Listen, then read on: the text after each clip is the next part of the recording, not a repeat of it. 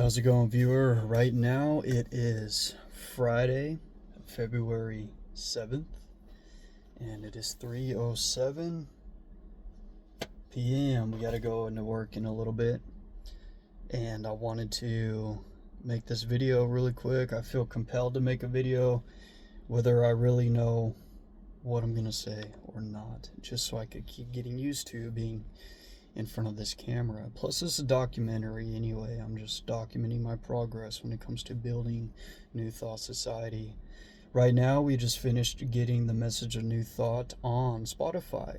We started a new podcast, or a free podcast channel, the other day. We got the message of New Thought on there. Right now, we are getting the Master Key System on there by Charles Haanel. We got those up there right now. I know I shared this in another video. We currently have our website up and running. We were working on that earlier.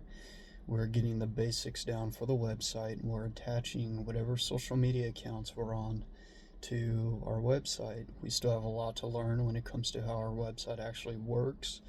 I was looking at it today, and apparently I could upload things directly on my website alone and connect these accounts, and they will automatically be uploaded onto our social media accounts, which would make things way easier for us, so we wouldn't have to be uploading on each one independently or individually.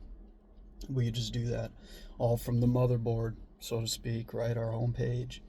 And it's very convenient and would make it a heck of a lot easier. It would save us a lot of time too.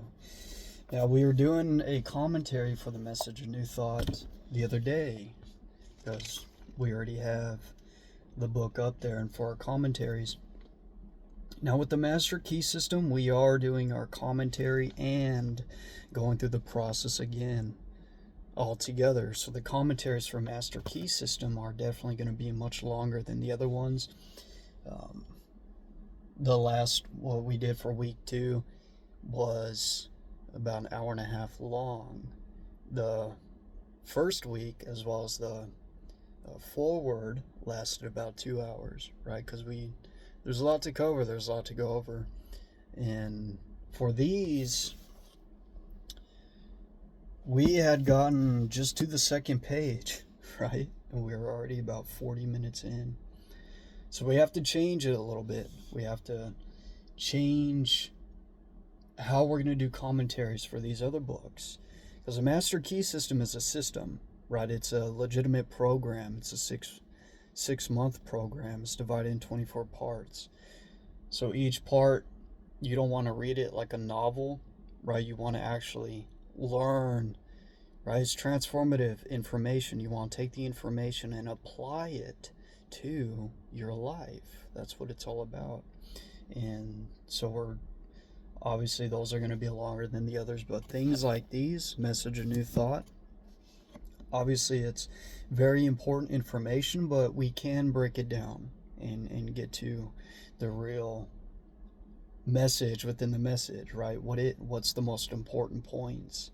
Because you can listen to the audiobook. I already went over the audiobook and gave it to you, right? So you can listen to it and get the information directly from there yourself. So for the commentaries, they're going to be summaries of each chapter and just talking about what the chapter is talking about.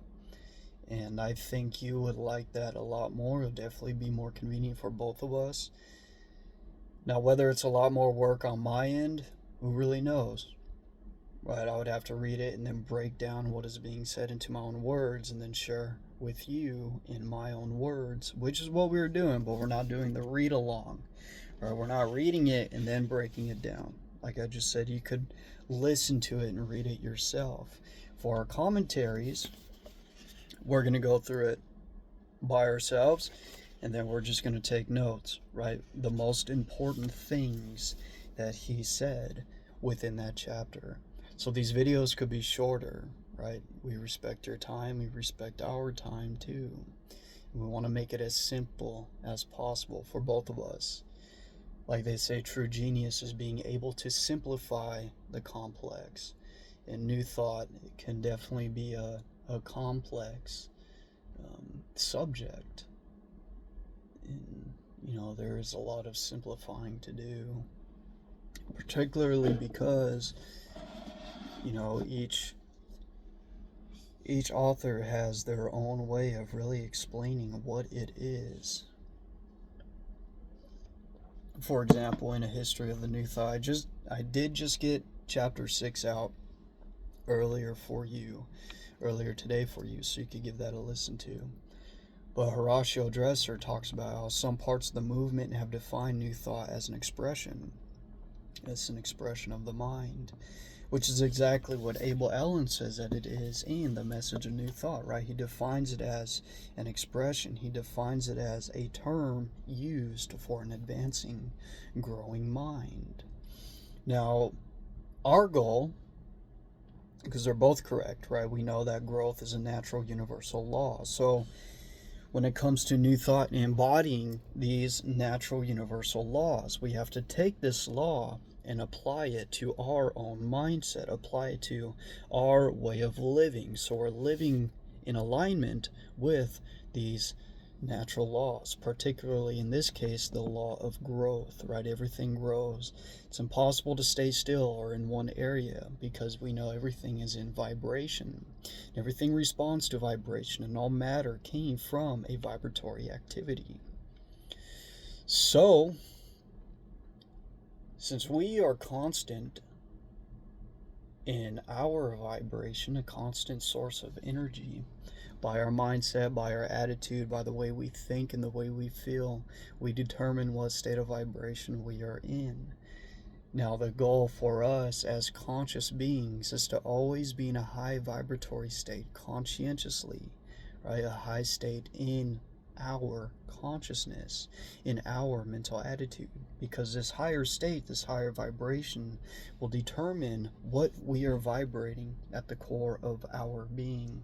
And by the law of attraction, what we're vibrating out into the universe, we will then attract matter, legitimate physical material that is in alignment with us, because we know all matter came from a living essence, right? Quantum physics calls it the quantum field. And the quantum field, there are no limitations to what exists inside this field, this infinite energy, this infinite power, this mental substance can create and will create anything, and it creates out of vibration, right? All matter is an expression of a specific rate of vibration.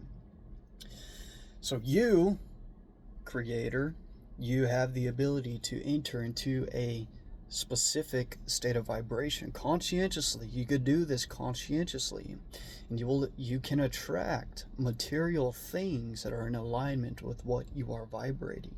This is how the law of attraction works. So you could attract the things to you to create. For example, if you have an ideal, you have a desire to create something, you can create it by simply entering into the right mental attitude. And you will attract the things to you, around you, whether it's in a form of book, people, certain material. If, like, for example, I built my reading room, right? I needed material. And the ideas came to me of what I could use to build that material.